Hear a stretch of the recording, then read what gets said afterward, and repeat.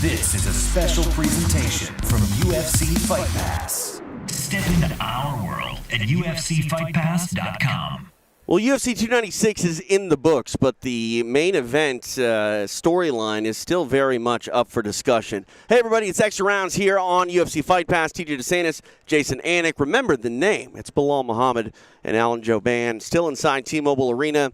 As I mentioned, Leon Edwards just wrapped up the main event by successfully defending his championship against Colby Covington. And we've got an exclusive with the man that didn't get his time in the octagon, but he's got to be next. Belal Muhammad, your thoughts on what we saw over the course of 25 minutes? Honestly, I fell asleep halfway through it. I was looking over at Trump. He was on TikTok scrolling through it. I was like, hey, let me see that video again. We were looking over some videos. I think we saw what I expected, right? I said, which Colby's going to show up? You know, you take 2 years off, and for a guy that's inactive as him, hasn't fought anybody good in how many years, and didn't deserve that spot. Like, the welterweight division could be moving on to bigger and better things right now if they didn't allow Colby to get his shot. He was probably the most expensive punching bag that Dana could have paid for. That was just, like, easy work for Leon Edwards. I don't think he took any damage at all. Yeah, I'm curious your thoughts on how Leon did tonight, because it wasn't vintage Colby. It wasn't, the chaos that Colby Covington generally brings. Give us a letter grade, if you don't mind, on how Leon did tonight. I think Leon did a very good job of managing distance. He stood in front of him, and he didn't let Colby push him backwards at all in the early rounds. And then he came out orthodox the first round, so I think that threw Colby off a little bit as well. And then Colby, you could just tell he looked uncomfortable in there, backing up on the edge. He's usually the guy that's pushing you backwards and making you uncomfortable. But Leon, that whole first round, was standing in front of him fainting. He really didn't even have to throw punches or kicks.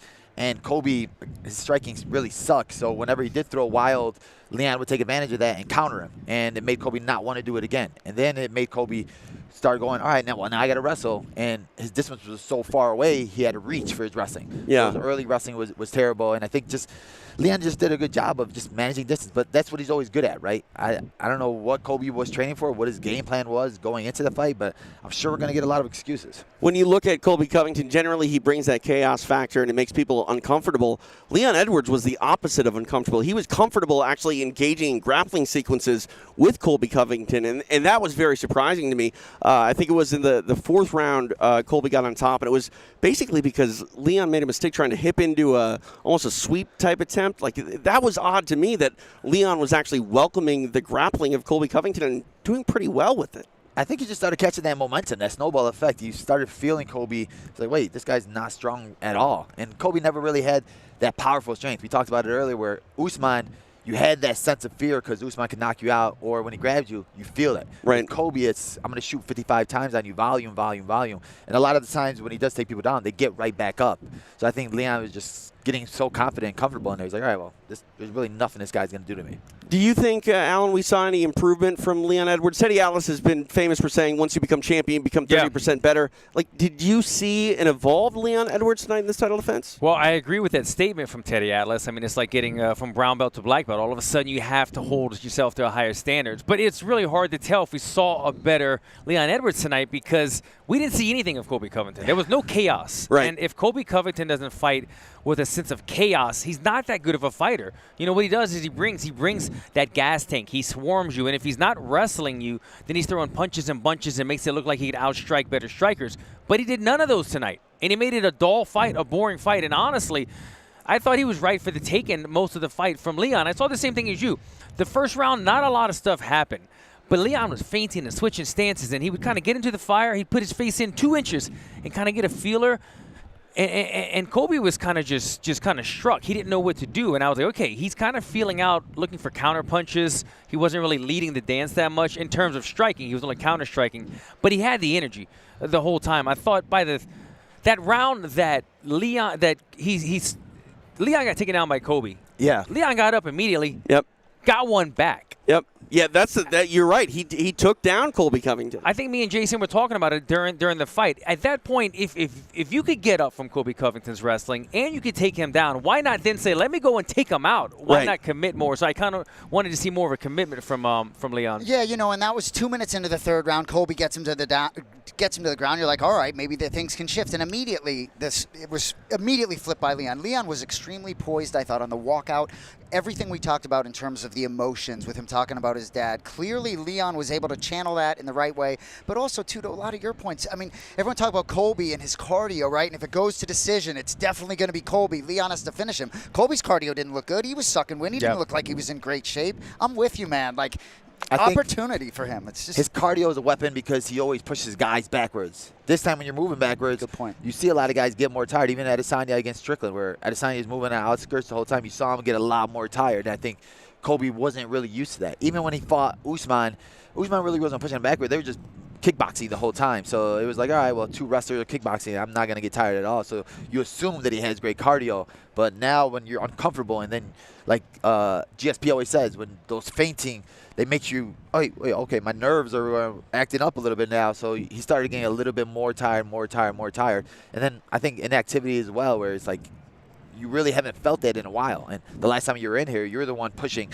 a 40-year-old Masvidal around who was on a 3-fight losing streak. We did see the leg attack work quite well from Leon Edwards. It looked like there was almost a foot imprint on the back of the right leg of Colby Covington. Were you impressed by that at all? Yeah, I mean, he always has good kicks. We saw it in the last fight with Usman. He had really good kicks, and I was interested to see how he would do southpaw against southpaw, and see if he would try to go to the body or head kick. And most of it was just low kicks, but I think it was because Colby's so heavy on his legs, and he's not really good at checking. He doesn't have good footwork. He's not in and out. Colby really has amateur kickboxing. Yeah, I was just surprised that he didn't try to go higher with that left head kick, because he was landing that leg kick over and over and over again. He did go high a couple of times, but it just didn't seem like Leon was pushing towards a finish, like you were kind of alluding to. If you were able to control the pace against a guy that is notorious for controlling the pace, try to get him out of there. And you can get drawn into that in fights sometimes when you feel like it's almost like a sparring match and you feel like you know with each other who's winning the dance. And I felt like the whole time Leon goes, I'm winning this shit. I got this right now. He's reacting to everything. I'm feinting. I'm switching. I'm tapping the leg. Now and then I'm looking to counter. I'm in cruise control. And this guy is not even showing a sense of urgency to take me down. Why would I change the game? But at some point, as I said, once you're able to take him down and he can't hold you down, get into the fire a bit. Try to put this fight away. I mean, you had all that bad blood in the build-up between both of them, and neither one of them showed any type of anger or aggression to want to put one of them out, take one of them out of the fight. Yeah. So I mean, you don't have to sell us, Belal. We all think that you're the #1 contender here. You deserve that next shot. But tell me how you've changed since you last fought Leon Edwards, and obviously Leon's changed. Do you feel like you've progressed and evolved much more than the current welterweight champ has? Yeah, I think I for sure have, because after that fight, I fought Damian Maia, who's one of the best grapplers to ever do it. Then I fought Wonderboy, who's one of the best strikers to ever do it. Then I had to fight Luke, who beat me before. Then I had to go over that hump. And it's just the different styles of guys I'm fighting. I'm adjusting, and I'm having training camps for all these different styles, and it only levels me up. When I fought for Wonderboy, I've never trained as hard because I was so afraid of his striking. And as we saw today with even Shavkat, when he wrestled. He played the game. Oh, I'll strike with you, Wonderboy. I'll play that game, but you don't want to strike with Wonderboy. So you have to go to the wrestling game. And when I fought Damian Maia, I had to be defensive wrestler because I knew Damian Maia is going to try to take me down. I knew Gilbert Burns was going to try to take me down because he's a jiu-jitsu black belt. So I'm like, all right, well, I'll stand with you guys. And I think that's the difference between me and Leon. Since that fight, he's only fought Nate Diaz, Usman twice, and then Colby Covington. Those are all pretty much kind of like the same style with Colby and Leon. And then Nate Diaz wasn't really much. He didn't have to go through the trenches like I did. We know the resume on paper. I can look at the Fight Finder record and see it win after win after win. But when he says it, Jason, it's just like, he's got to be next, right? I'm all fired up. There's no conversation. There's no conversation. I don't even have anything to say. There's nothing to say. He's next. There's nothing else to say. When is it? When is it going to be? Some of the disrespect is getting a little bit frustrating, man. Can we mention the dude's name? But it is what it is. To me, it is so unequivocally factual who is next to fight for this belt. And I actually think it's good that Leon won. in a lot of reason for you, right? The rematch, it's a natural fit, and 5 straight since you fought Leon. That's ancient history, frankly. Let the man have a shot. And Leon didn't take much damage, like you said, so he should be ready to go 4 or 5 months. Let's go. Yeah, I'm hoping that he's able to do that, right? He's going to be my manager, like the Heyman to the Brock Lesnar. I was feeling it just now.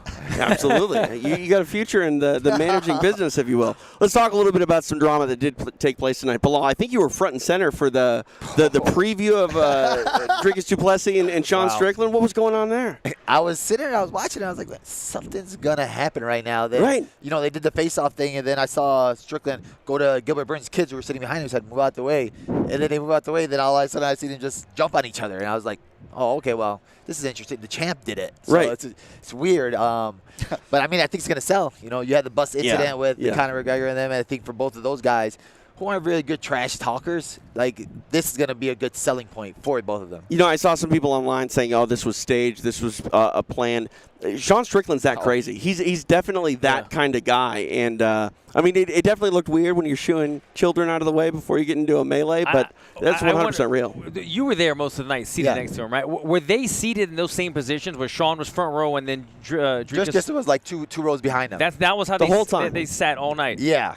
That's an odd seating arrangement, don't you think? I mean, these guys were getting at the presser. That you put one guy 2 seats behind him. I mean, you could have been throwing spitballs at him all night, and you saw what happened. You would think they'd be kind of lateral of one another, maybe five seats apart or something, but I think they got some good stuff. Oh, nobody got injured. Nobody got arrested. Dana White's playing chess right now, so he's like, all right, perfect. Let's set that one up right now. This is the big fight to watch now. This is a fun one. Yeah, absolutely. I definitely think people are going to be locked in more for that pay-per-view coming up in January. We saw you mentioned Wonderboy Shavkat. Man, that guy's a problem. He's good. He's very good, and he showed a higher IQ this fight, because everybody expected him to come in there and strike with the Wonderboy because he said he was going to strike with the Wonderboy. But like I said, you have to be smart. You have to know that Wonderboy, the place that you want to take him is to the ground. And Wonderboy did a very good job in the first round defending the takedowns. I thought he actually won the first round. Second round, he did a good job of defending the submissions. And then Shavkat's just so relentless. He'll go from one choke to the next choke to the next choke. And you get to the point where you're like, all right, fine, you got it. But with 7 seconds left, that's the hard part, right? Because he was like, come on, hold for 7 more seconds. Right. Let's see what happens in the third round. Yeah, you got to wonder if how familiar he was with where the clock was and all of that. But ultimately, Wonderboy forced a tap and a big win for Shavkat. We talked about this being a potential lose-lose situation for Paddy Pimblett. He got the win tonight. Alan, your thoughts on the version of Tony Ferguson that we saw, and did Paddy the Baddy get the win in a way that boosts his stock and fandom?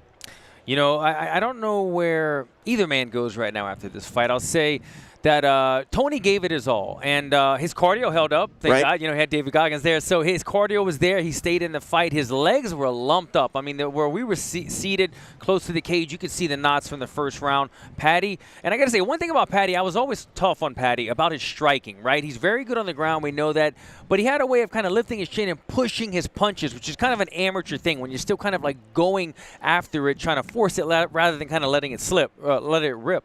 This fight, I didn't see that. I thought Tony was the one that his striking was a little bit off, and that's something that comes with age, and I hate to be negative about it, but like the older you get, you can still crack, right? But after you crack, what are you doing? Are you sliding? Are you rolling? Are you moving? And you saw Tony's chin kind of exposed in this fight. He got caught a couple of times. But I thought, for the most part, it's hard to judge with this type of Tony and then an up-and-coming Paddy Pimblett. But I thought Paddy Pimblett looked much improved in this fight, and I was glad that Tony survived the fight and tried everything he could to get there. But where do we go? Where do we go with either of them after this matchup? It's a tough one. Yeah, it sucks for a guy like Paddy. Like you said, I seen it. You saw improvement in him, but Tony just looked bad. It didn't look like he was getting better. And I was asking people, what was the corner saying? Did David Goggins say anything in the corner? They were like, there was a lot of chaos in the corner where none of the guys knew what to say or what to do. And Goggins is telling them, do yourself, be yourself. And it's like, bro, he was himself for the last 6 fights and he's lost. So it's like, you got to do something different, right? And, Tony never has no give up in him. Even in that third round, I thought he hurt Paddy to the body or something because Paddy looked like a little bit rocked. He looked a little gassed himself, Paddy, right? He kind of slowed down in the third round. Yeah, and that could be an issue with him, too, where I'm an opponent. I'm looking at him like, all right, well, we could take him to the deep waters, go to the body, break him down there. But, there's not really much you could take from this victory for Patty. Yeah. One thing we can take from the first fight we saw tonight was we all knew it, that Josh Emmett had power. But, Jason, have you seen a knockout like that? No, I mean, was that seizing on the canvas for 30 seconds? And just the way in which that punch landed, man. You just wonder what's going on inside that Were you dome. from that back angle where you saw it live? Yeah. Oh, man. Bro, and then just seeing You mean his leg shaking? Yeah. Crazy. I mean, I always say there's two parts to like a beautiful knockout, right? It's the strike, obviously, but it's the reaction of the person. And referees say this, like they stop fights immediately, depending on how an opponent falls. And the implosion, just falling into your own lap, is the most immediate.